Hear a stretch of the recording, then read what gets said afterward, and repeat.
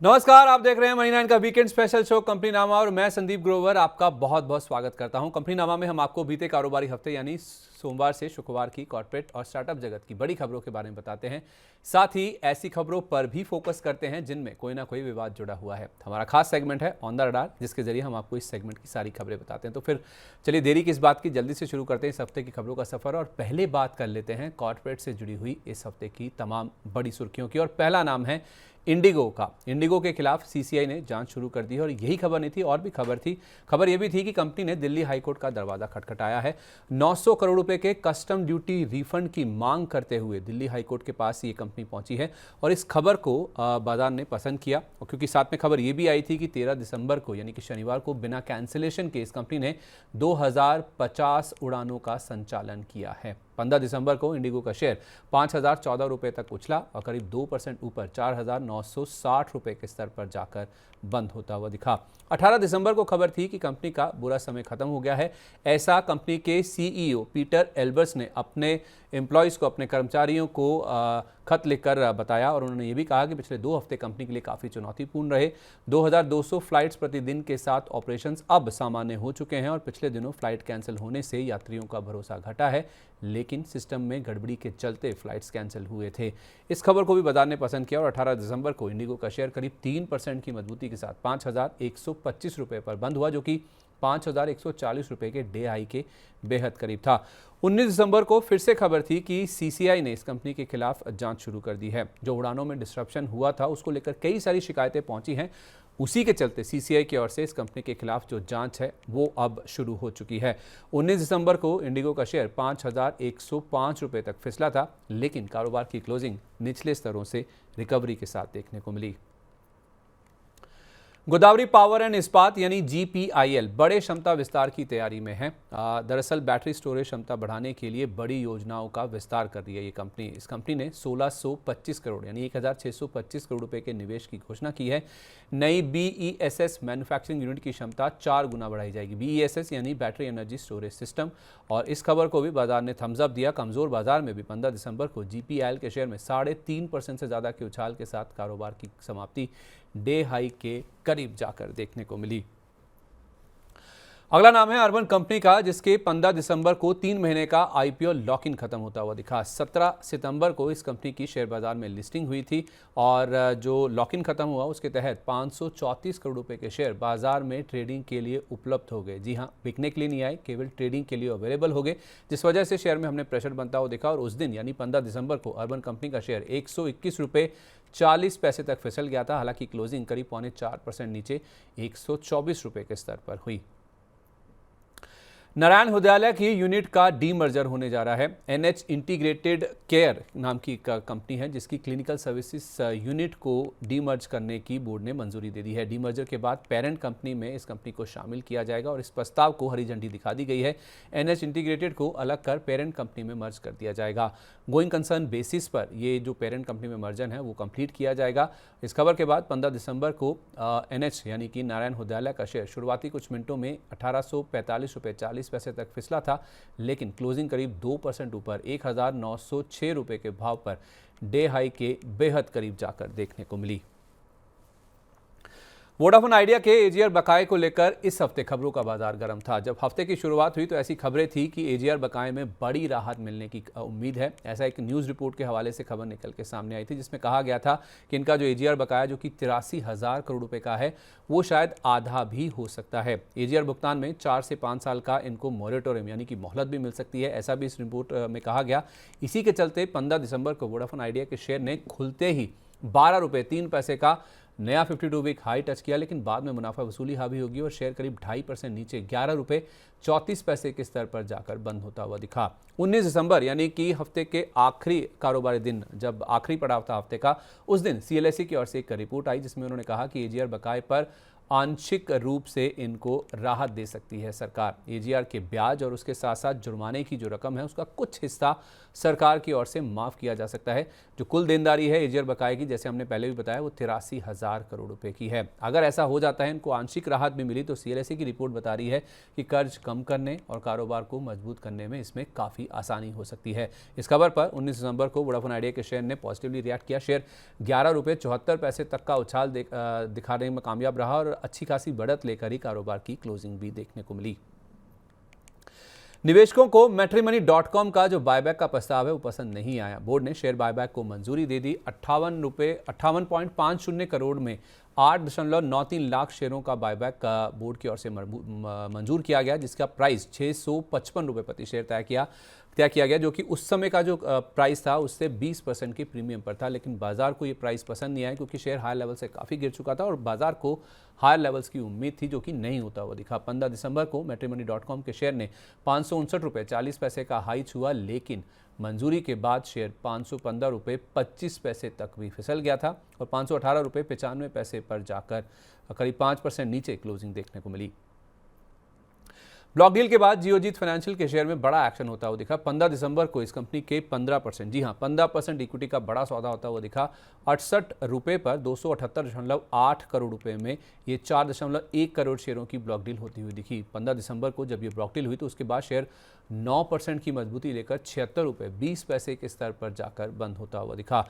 15 दिसंबर को ही बाजार बंद होने के बाद जो डिटेल्स आई उसके अनुसार बीएनपी पारिबा ने इस कंपनी के 68 रुपये के भाव पर 4 करोड़ 10 लाख शेयरों की बिकवाली की है, जिसमें दो बड़े खरीदार सामने आए हैं। एक तो बजाज एलियंस लाइफ इंश्योरेंस, जिन्होंने 1 करोड़ 35 लाख शेयरों की खरीदारी करी, और दूसरा आईसीआईसीआई प्रूडेंशियल लाइफ इंश्योरेंस, जिसने करीब 1.25 करोड़ शेयरों की खरीदारी इसी भाव पर यानी कि 68 रुपये के भाव पर की।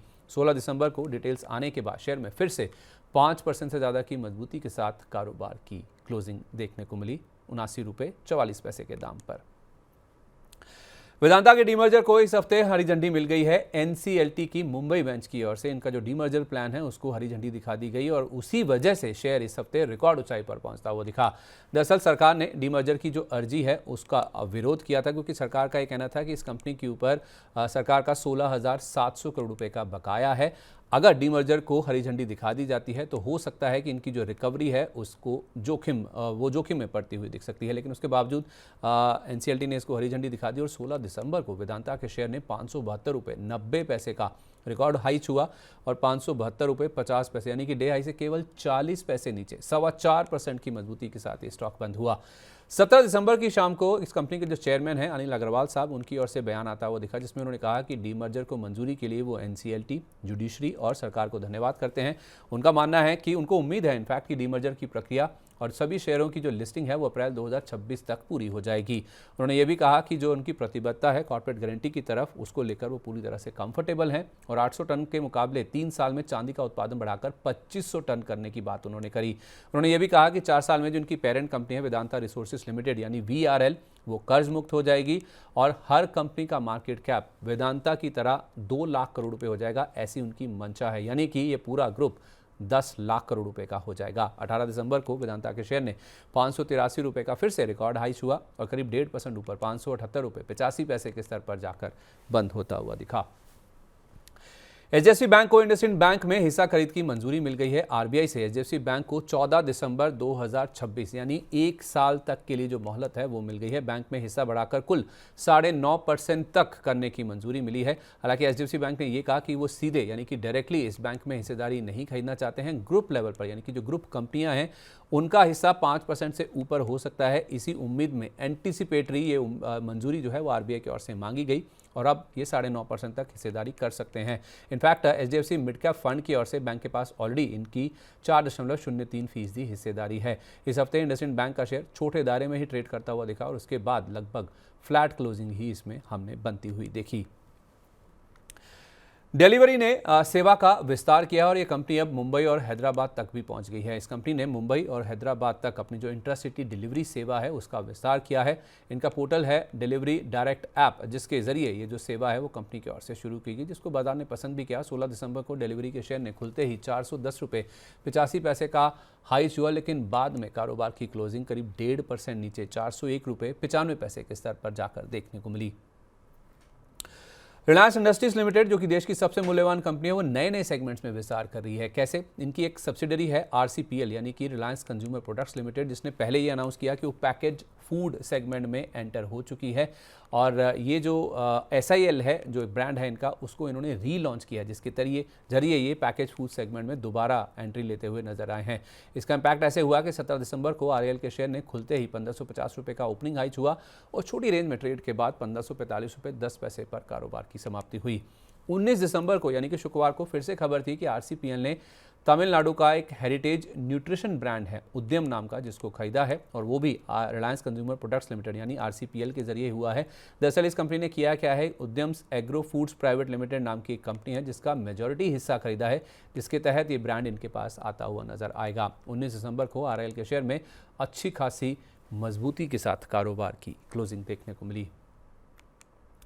भाविश अग्रवाल ने लगातार 3 दिन तक ओला इलेक्ट्रिक के शेयर बेचे हैं। भाविश अग्रवाल ने पहले कंपनी के 2 करोड़ 62 लाख शेयरों की बिकवाली करी। ये 16 दिसंबर को बल्क डील के जरिए 34 रुपये 99 पैसे के दाम पर बेचे गए। 92 करोड़ रुपए में ये रकम में ये 0.6% हिस्सेदारी बेची गई। इनफैक्ट आपको बता दें, सितंबर अंत तक भाविश अग्रवाल के पास इस कंपनी का 30.02% हिस्सा था। 260 करोड़ रुपए के प्रोमोटर लेवल लोन के रीपेमेंट के चलते ये हिस्सेदारी बेची गई है, ऐसा कंपनी की ओर से क्लैरिफिकेशन आता हुआ दिखा। और उन्होंने ये भी कहा कि इस लोन रीपेमेंट के चलते 3.93% गिरवी रखे शेयर रिलीज भी हो चुके हैं। लेकिन उसके बावजूद 17 दिसंबर को ओला इलेक्ट्रिक का शेयर करीब 5% गिरकर 32 रुपये 80 पैसे के स्तर पर जाकर बंद हुआ। 17 दिसंबर को उनकी ओर से फिर से करीब 4.25 करोड़ शेयरों की बिकवाली हुई। 33 रुपये 96 पैसे के भाव पर ब्लॉक डील के जरिए ये शेयर बेचे गए। 18 दिसंबर को शेयर करीब 4.5% गिरकर 31 रुपये 46 पैसे के स्तर पर जाकर बंद होता हुआ दिखा। फिर से 18 दिसंबर को उनकी ओर से 2 करोड़ 83 लाख शेयरों की बिकवाली हुई। इस बार ये बिकवाली हुई 31 रुपये 90 पैसे के भाव पर। लगातार तीसरे दिन शेयरों की उनकी ओर से बिकवाली होती हुई दिखी और 3 दिन में कुल मिलाकर भाविश अग्रवाल ने इस कंपनी के 320 करोड़ रुपए के शेयर बेचे हैं। हालांकि कंपनी की ओर से एक स्टेटमेंट भी आया जिसमें उन्होंने कहा कि प्रमोटर ने वन टाइम और लिमिटेड यानी कि सीमित हिस्सा बिक्री पूरी कर ली है और 260 करोड़ रुपए का लोन चुकाने के लिए और गिरवी शेयर छुड़वाने के लिए हिस्सा बेचा गया है। और प्रमोटर के पास अभी भी 34.6% हिस्सेदारी मौजूद है और लंबी अवधि की जो प्रतिबद्धता है, कमिटमेंट है, उसमें किसी भी तरह का कोई बदलाव नहीं है। इसमें स्टेटमेंट के चलते 3 दिन से जो शेयर गिर रहा था उसमें रिकवरी देखने को मिली और 19 दिसंबर को ओला इलेक्ट्रिक के शेयर में 10% का अपर सर्किट लग गया और 34 रुपये 38 पैसे के भाव पर ही कारोबार की क्लोजिंग देखने को मिली। इस हफ्ते एक्जो नोबल इंडिया के शेयर में एक ब्लॉक डील हुई जिसके बाद शेयर में हमने बड़ी गिरावट देखी। 17 दिसंबर को ब्लॉक डील हुई थी जिसमें 91.9 लाख शेयरों की ब्लॉक डील हुई। 3159 रुपये के भाव पर 11.5% के आसपास की हिस्सेदारी ने हाथ बदले।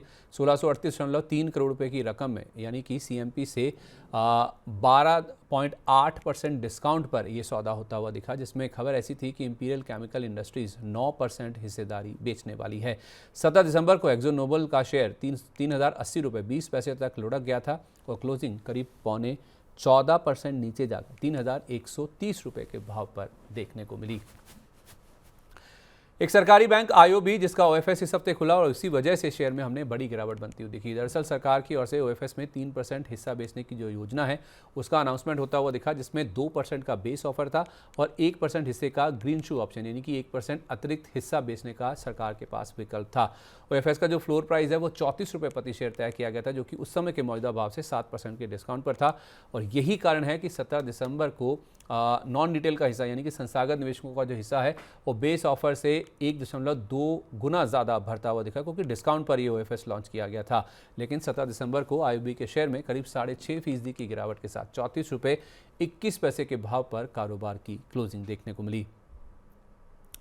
एक बड़ी डील हुई इस हफ्ते जिसके बाद श्रीराम फाइनेंस के शेयर में हमने बड़ा एक्शन बनता हुआ दिखा। 17 दिसंबर को शेयर ने 875 रुपये 45 पैसे का रिकॉर्ड हाई छुआ, क्योंकि खबर ऐसी थी कि शुक्रवार यानी कि 19 दिसंबर को कंपनी की बोर्ड बैठक होने वाली है जिसमें पूंजी जुटाने के ऊपर बोर्ड विचार करता हुआ दिखेगा और कोई विदेशी निवेशक हैं जो कि 15 से 20% हिस्सेदारी खरीद सकता है। इसमें MUFG जापान की कंपनी है, ADIA यानी कि अबू धाबी इन्वेस्टमेंट अथॉरिटी, इनके नाम शामिल थे और और भी कई सारे इच्छुक निवेशक थे जिनके नाम सामने आ रहे थे।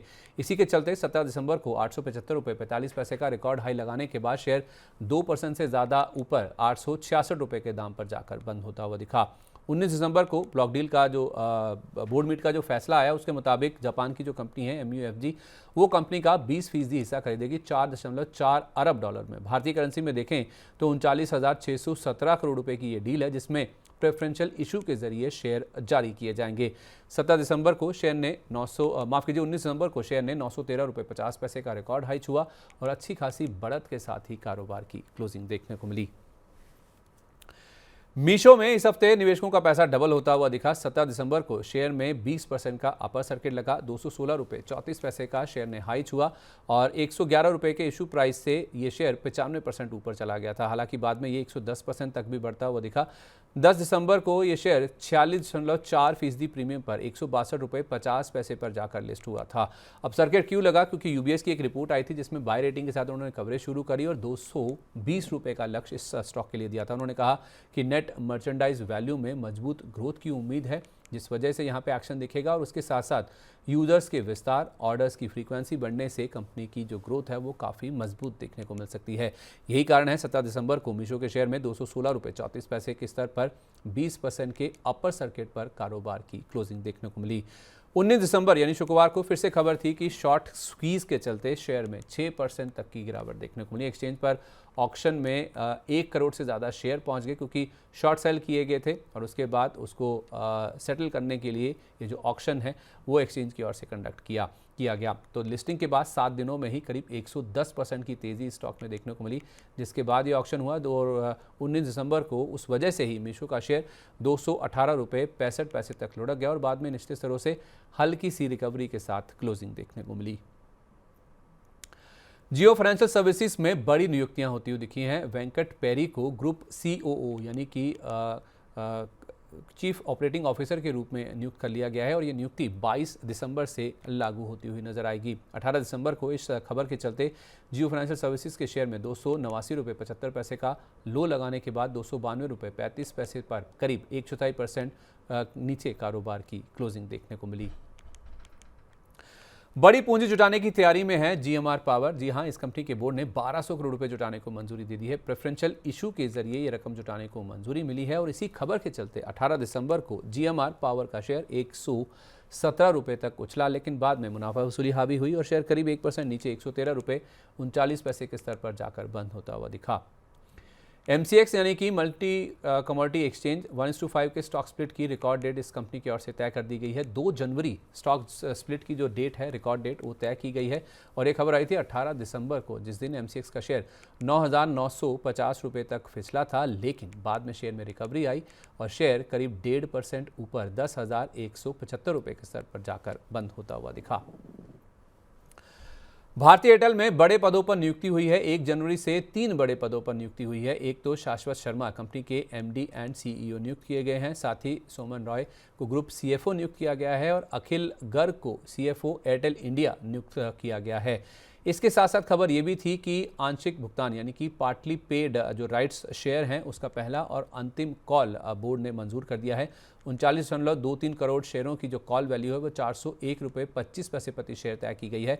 राइट्स इशू के 15,700 करोड़ रुपए के बकाये हिस्से के तहत ये शेयर जो हैं वो जारी किए जाएंगे और आंशिक भुगतान वाले शेयरों की रिकॉर्ड डेट 6 फरवरी 2026 तय की गई है। इस रकम से इंटरेस्टिंगली कंपनी कर्ज चुकाकर भारत में लगभग ऑलमोस्ट नेट डेट फ्री बनने की तैयारी में है। ये खबर आने के बाद 19 दिसंबर को भारतीय एयरटेल के शेयर ने 2,115 रुपये का हाई छुआ और कारोबार की क्लोजिंग एकदम सपाट देखने को मिली। चलिए बात करते हैं प्राइमरी मार्केट की। इस हफ्ते सेकेंडरी मार्केट में 5 नई कंपनियों ने दस्तक दी है। पहला नाम है करुणा रेमेडीज का, जिसकी लिस्टिंग बेहद शानदार रही। NSE पर यह शेयर 1470 रुपये के भाव पर लिस्ट हुआ। इशू प्राइस से 38.4% प्रीमियम पर यह लिस्टिंग हुई क्योंकि 1,062 रुपये इस IPO का इशू प्राइस तय किया गया था। GMP के हिसाब से देखें यानी कि ग्रे मार्केट प्रीमियम के हिसाब से 1392 रुपये पर लिस्टिंग होने का अनुमान था। यह IPO बहुत ही शानदार भरा था। 137 गुना से ज़्यादा सब्सक्राइब हुआ था, जिसके जरिए इस कंपनी ने 655 करोड़ रुपये की रकम जुटाई है। फ्रेश इशू के जरिए कंपनी को तो कोई रकम नहीं मिली, लेकिन OFS के जरिए पूरी रकम मौजूदा निवेशकों के पास पहुंची है। 15 दिसंबर को लिस्टिंग के बाद शेयर 1497 रुपये 80 पैसे तक उछला और 1413 रुपये तक लुढ़क भी गया था और बाद में 1422 रुपये 20 पैसे पर यानी कि इशू प्राइस से 34% ऊपर जाकर कारोबार की क्लोजिंग देखने को मिली। दूसरा नाम है वेकफिट इनोवेशंस का। इसकी लिस्टिंग ने मायूसी किया। मैं इसलिए कह रहा हूं क्योंकि 195 रुपये के भाव पर यह शेयर सपाट लिस्ट होता हुआ दिखा। आप समझ ही गए होंगे, इसका इशू प्राइस 195 रुपये प्रति शेयर था और ग्रे मार्केट प्रीमियम के हिसाब से ग्रे मार्केट मान रहा था कि 199 रुपये पर लिस्टिंग हो सकती है। 2.5 गुना ये इशू भरा था, जिसके जरिए करीब 1290 करोड़ रुपए की रकम जुटाई गई है। फ्रेश इशू भी था, ओएफएस का पार्ट था 912 करोड़ रुपए का, लेकिन 15 दिसंबर को लिस्टिंग के बाद सपाट लिस्टिंग तो हुई, बाद में शेयर 203 रुपये 50 पैसे तक उछला था। नीचे में 177 रुपये का लो भी लगा और इशू प्राइस से करीब 2.5% नीचे जाकर 190 रुपये 65 पैसे पर फाइनली क्लोजिंग आती हुई दिखी। पार्क मेडीवर्ल्ड की भी लिस्टिंग हुई, जिसने निराश ही किया निवेशकों को। 158 रुपये 80 पैसे के दाम पर यह शेयर लिस्ट होता हुआ दिखा एनएसई पर, यानी कि इशू प्राइस से 2% के डिस्काउंट पर लिस्टिंग हुई। ऐसा इसलिए क्योंकि 162 रुपये प्रति शेयर इस आईपीओ का इशू प्राइस था। ग्रे मार्केट के हिसाब से 167 रुपये पर लिस्टिंग होने का अनुमान था। यह आईपीओ 8 गुना से ज़्यादा सब्सक्राइब हुआ था। 920 करोड़ रुपये का इशू था, जिसमें फ्रेश इशू 770 करोड़ का था और 150 करोड़ रुपये का ओएफएस का पार्ट था। 17 दिसंबर को लिस्टिंग के बाद 165 रुपये से 87 पैसे का हाई लगाने के बाद ये शेयर 146 रुपये 93 पैसे तक लुढ़का भी था और करीब 8.5% नीचे 148 रुपये 5 पैसे के भाव पर जाकर कारोबार की समाप्ति देखने को मिली। नेफ्रोकेयर हेल्थ सर्विसेज, इसकी लिस्टिंग ठीक ठाक रही क्योंकि एनएसई पर यह शेयर 490 रुपये के दाम पर लिस्ट हुआ। 6.5% प्रीमियम पर लिस्टिंग हुई क्योंकि इशू प्राइस 460 रुपये प्रति शेयर का था। ग्रे मार्केट माना था कि 493 रुपये के आसपास लिस्टिंग होगी, यानी कि उसी के आसपास ही लिस्टिंग हुई। इशू अच्छा भरा था, 14 गुणों के आसपास सब्सक्राइब हुआ था, जिसके जरिए कंपनी ने 871 करोड़ रुपये की रकम जुटाई है। 353 करोड़ रुपये फ्रेश इशू था और ओएफएस का 517 करोड़ रुपये का पार्ट था। 17 दिसंबर को लिस्टिंग के बाद 499 रुपये का हाई, 463 रुपये 80 पैसे का लो लगाने के बाद ये शेयर इशू प्राइस से करीब 3% ऊपर 473 रुपये के दाम पर जाकर सेटल होता हुआ दिखा। पांचवा और आखिरी नाम और सबसे दमदार नाम है आईसीसी प्रूडेंशियल एएमसी का। धमाकेदार लिस्टिंग रही इस कंपनी की। ऐसा इसलिए क्योंकि एनएसई पर यह शेयर 2600 रुपये के दाम पर जाकर लिस्ट हुआ, जो कि इशू प्राइस से 20% का प्रीमियम था, क्योंकि इशू प्राइस था 2165 रुपये। 2165 वाला 2600 रुपये पर लिस्ट हुआ और ग्रे मार्केट मान रहा था कि 2635 रुपये के आसपास लिस्टिंग होगी। 39 गुना ये इशू भरा था, जिसमें QIBs यानी कि संस्थागत निवेशकों का हिस्सा सबसे ज़्यादा सब्सक्राइब होता हुआ दिखा था। ये इशू था 10,602 करोड़ रुपये का, जिसमें कंपनी को कोई रकम नहीं मिली है, केवल ओएफएस के जरिए मौजूदा निवेशकों ने अपनी हिस्सेदारी बेची है। 19 दिसंबर को लिस्टिंग के बाद शेयर 2,663 रुपये 40 पैसे तक उछला था। 2,575 रुपये का इसने लो भी टच किया और अच्छी खासी बढ़त लेकर कारोबार की क्लोजिंग देखने को मिली। तो ये थी बीते कारोबारी हफ्ते की कॉर्पोरेट जगत से जुड़ी बड़ी सुर्खियां। चलिए अब रुक करते हैं कॉर्पोरेट जगत की ऐसी खबरों का जिनमें कोई ना कोई विवाद जुड़ा हुआ है। आपको ले चलते हैं हमारे अगले सेगमेंट की तरफ, जिसका नाम है ऑन द रडार। और इस सेगमेंट की पहली खबर है सम्मान कैपिटल को लेकर, जिसको लेकर खराब खबरों का दौर या दिक्कतों का दौर खत्म होने का नाम नहीं ले रहा है। दरअसल हुआ क्या, पुराने प्रोमोटर्स पर दिल्ली पुलिस की ओर से एक फ्रेश FIR दर्ज की गई है और सुप्रीम कोर्ट ने इस मामले में CBI से कहा है कि वो फाइनल फैसला ले।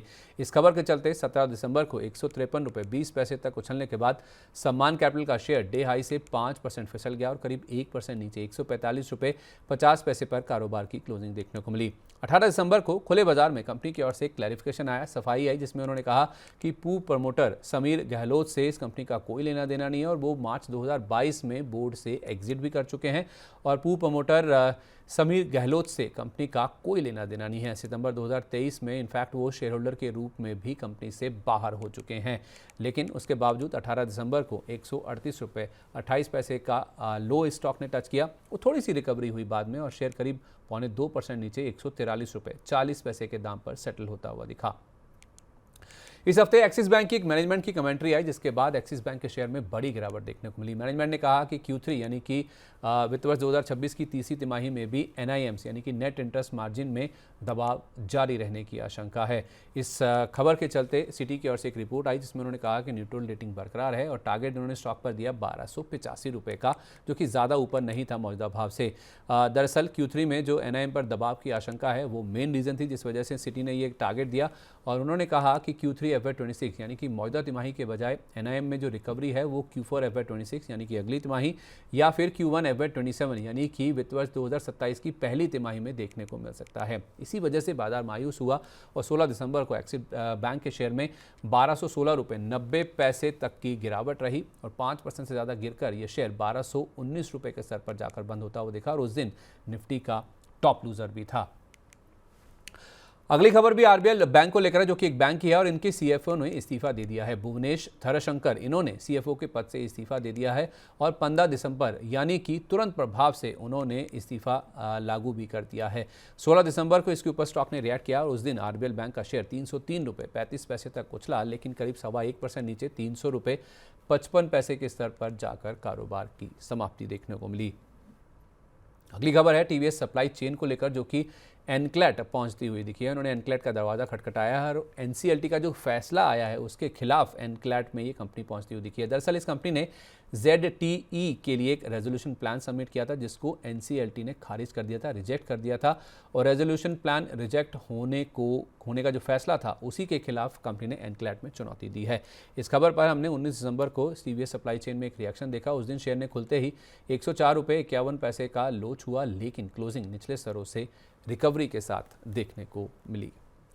तो आज के एपिसोड में बस इतना ही। खबरों के सिलसिले को हम यहीं पर विराम देते हैं, पर अगले शनिवार को आपसे फिर मुलाकात होगी इसी समय नई खबरों के साथ। तब तक आप जुड़े रहिए मनी 9 के साथ। और विदा लेने से पहले एक ज़रूरी बात, अगर आपको हमारा इस हफ्ते का शो अच्छा लगा है तो नीचे कमेंट बॉक्स में अपनी राय हमारे साथ ज़रूर शेयर करें। अपने दोस्तों को, अपने सहयोगियों को, रिश्तेदारों को भी इस वीडियो का लिंक ज़रूर शेयर करें। एक और ज़रूरी बात, मनी 9 आपके लिए लेकर आया है मनी 9 प्राइम मेंबरशिप, जिसमें हमारे एक्सक्लूसिव कंटेंट को देखने के लिए, अपनी स्टॉक्स और म्यूचुअल फंड पोर्टफोलियो से जुड़ी उलझनों का जवाब पाने के लिए आप सब्सक्राइब कीजिए हमारे प्राइम प्लान्स को। ज्वाइन करने के लिए मनी 9 के यूट्यूब पर जाकर किसी भी वीडियो पर ज्वाइन बटन प्रेस कीजिए, प्लान चुनिए, पेमेंट कीजिए और बस बन जाइए हमारे प्राइम मेंबर। नमस्कार, हैप्पी वीकेंड।